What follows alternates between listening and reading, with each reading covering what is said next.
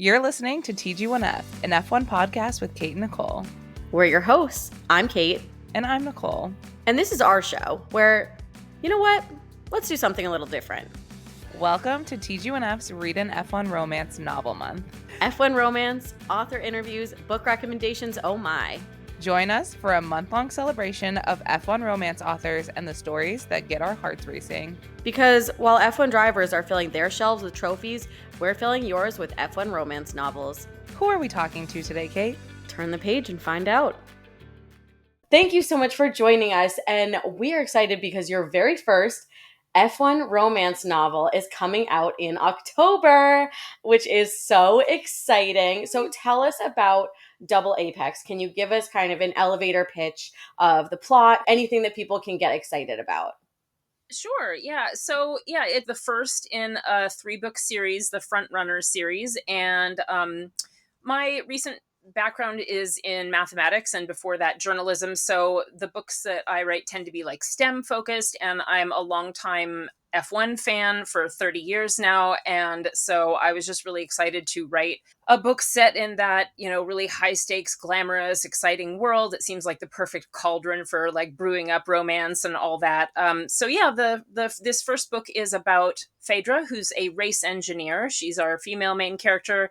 Her family owns kind of a midfield Formula One team called Emerald. She's 32. She's kind of hot-tempered, grumpy. This is like reverse Grumpy Sunshine.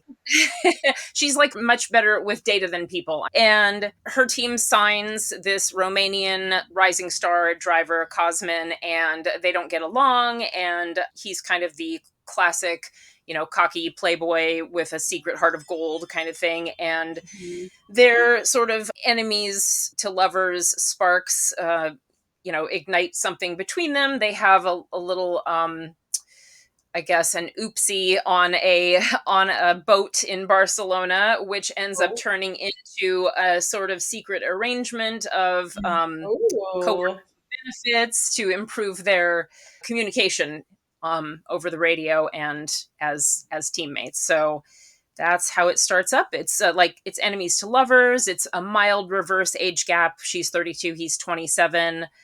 Forbidden workplace romance, I guess you'd say, trope-wise. Mm-hmm. Talking a little bit more about Phaedra, you mentioned in our early discussion that some people say that she's a hard-to-like character.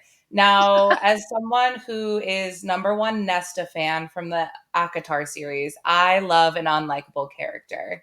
So talk to me about her character arc and what kind of inspired you to write maybe a woman who is not as palatable as most people expect her to be. Right. Well, as far as like what I love reading and writing, I love a steep growth arc and I love a redemption arc. I love to give characters like massive problems, not just like, oh, obstacle, but like within themselves, like you are your own worst enemy kind of like problems, loads of struggles. Phaedra starts off the book with like big problems, some serious social ineptitude. She's really book smart, but immature and not emotionally equipped to be a good partner or even a good friend, which is hard for people to see. Like, oh, they're not like going out to karaoke and like girls' night and everything's perfect. Like, it's not perfect. She's got just loads of problems. Her only really solid relationship is with her father, who ends up being sick in the book. But over the course of the book, like she learns so much about like human mechanics. Like she's really good with data and racing mechanics, but like human mechanics is a thing she needs to learn. And so she starts out a very difficult person, but I really love watching that climb of seeing people like recognize their own hypocrisy and saying, oh shit, the problem is me. So yeah, like that to me, that's always really interesting to see. Yeah. Is there, I think we all come from kind of that background where we have to learn a lot about our things. Was any of this kind of cathartic for you as a writer, like writing this down and kind of coming to terms with your own character growth? Oh, that's an interesting question. There are definitely like parts of Phaedra in my personality because like we're both math geeks and I guess a little awkward, but but she's like a little meaner than me.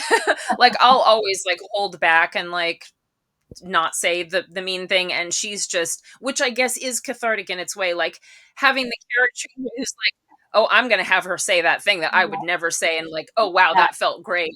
Like it's she's being awful, but like it's kind of enjoyable, I guess, to have Yeah. somebody with the gloves off. But yeah, but again, learning. So So Phaedra is kind of like your shower monologue. You know, when you like get into an argument and then later that night you get in the shower and you're like, this yep, is what I wish I said. I would have said this, and you win the argument in your head, absolutely. even though you actually like Yep, rewind, you didn't say any of that. Maybe I should get into writing an unlikable characters so I can get out right. all of my all of the things that I wish I could say that I would never do. Yeah. I love that. So you said you've been a fan of F1 for 30 something years. What was your first memory? Like, how did you originally get into Formula One? And I feel like that's so fun if you ended up writing F1 romance novels. What was the thing that made you fall in love with the sport?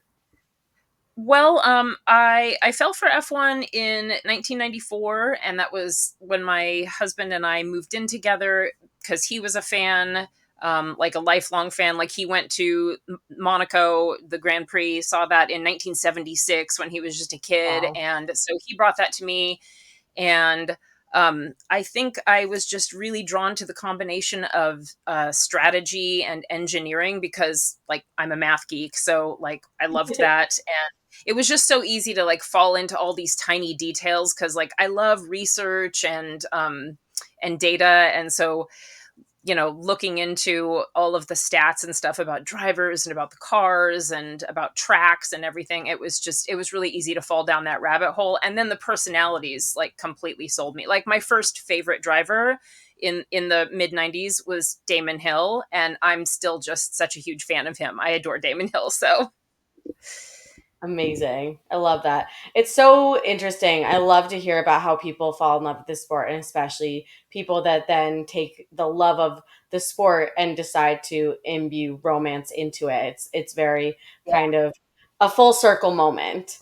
And what inspired you to write an F1 romance novel?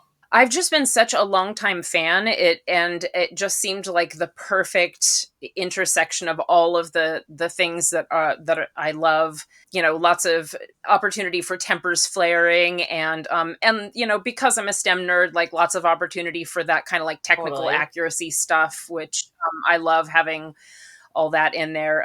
So and I Oh. the characters had kind of been nagging me, I guess, for a while to tell their story, and so I started working on it a couple years ago, and yeah, about 2 years ago I started working on this. I love that. So you said that this kind of like a enemies to lovers, workplace romance, kind of reverse grumpy sunshine. What is your favorite trope to write?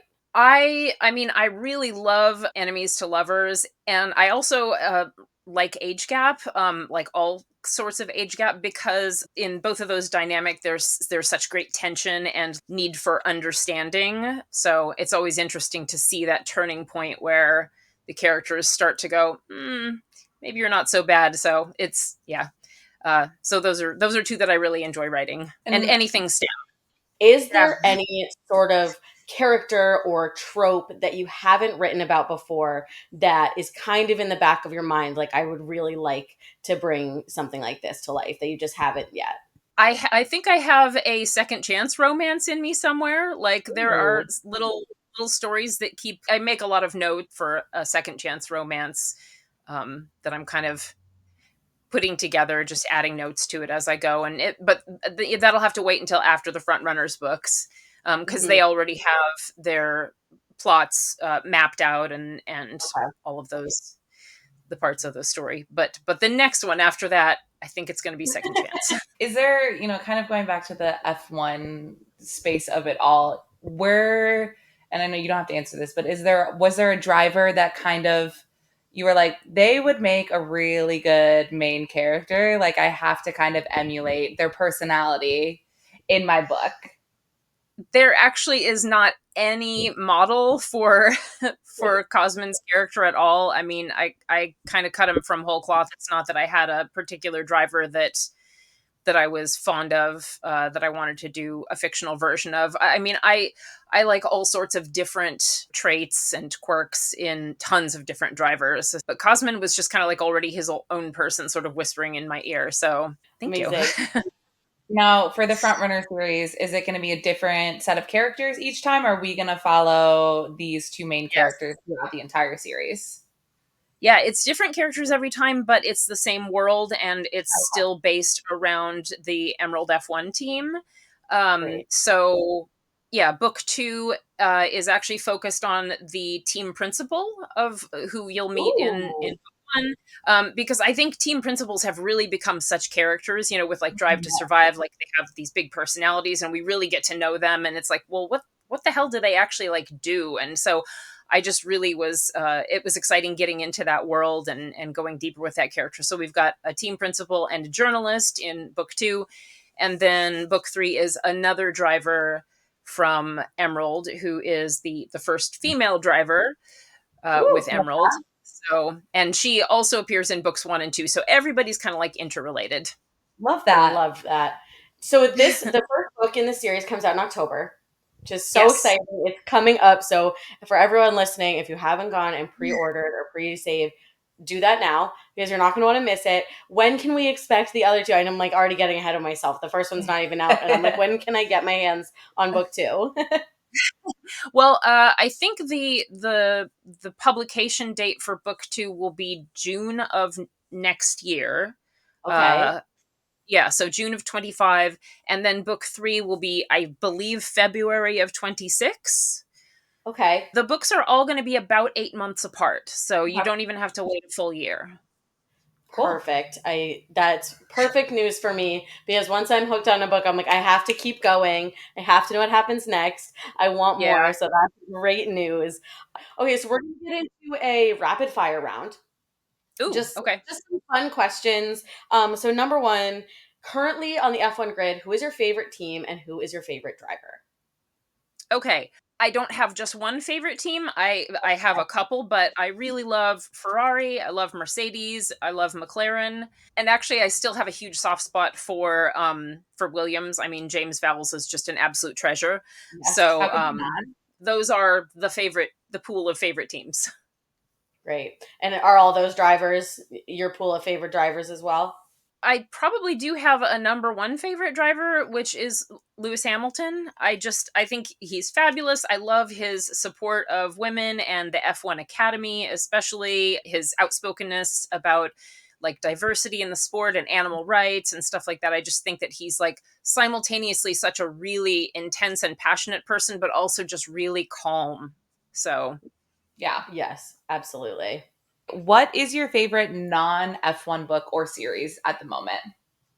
I don't know about a series, but like as far as my reading, I read a ton of literary fiction. I love suspense and some sci-fi. As far as recently, the best books I've read, like in the last month, were one called Whale Fall, which was amazing, and one called The Husbands. So, but as far as like a series, I'm not sure.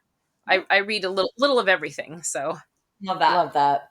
Okay, and our final question is if you were on the Amazing Race, which of okay. your book characters would you want to have with you that you think would be a really great asset that you could work well with?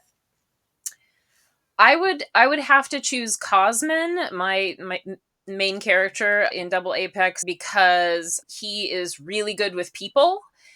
Super charming, super at ease with people. So that would be the skill that I would be less strong with. So it would be awesome to have somebody who is good with people. I think that if I paired up with Phaedra, the engineer, we would probably constantly be trying to outmath each other and like bickering about like the way to to just approach the problem. So it would have to be Cosmin. I love that. You definitely need someone who Yeah. balances your skill Yeah, set. somebody You who lack can get in there and just like be smooth and chat with absolutely anybody anywhere in the world, because I'd want him to like jump in there and immediately charm everybody.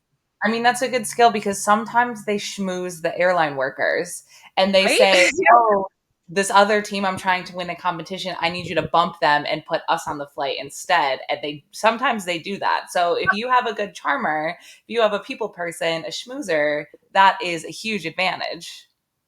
He would be perfect for that, yeah, because I would be the one who'd be sitting there going like, "Oh no, I don't want to say that. It might be rude." And he'd be like, "No, we're going for it. Like we're going to get in there and say whatever." So, I love that. Perfect. I think that sounds like a perfect match. Yeah. A perfect pairing. Well, Josie, thank you so much for joining us. This was so much fun. Would love to just, turn it over to you for a second. If you have anything else you want to share with listeners about the book series or any more information about, where the books will be available, when, and all of that, this is kind of your time, whatever last thoughts you have. Publication day is the 8th of October, and from what I understand, it's going to be available everywhere. So, all major retailers, and I think I have about 7 places outside the US where it will be coming out in the months afterwards. So, yeah. Fantastic. Perfect. Well, thank you so much. This has been so much fun, and we cannot wait to get our hands and have all of our listeners get their hands on your books and get ready to dive into this world.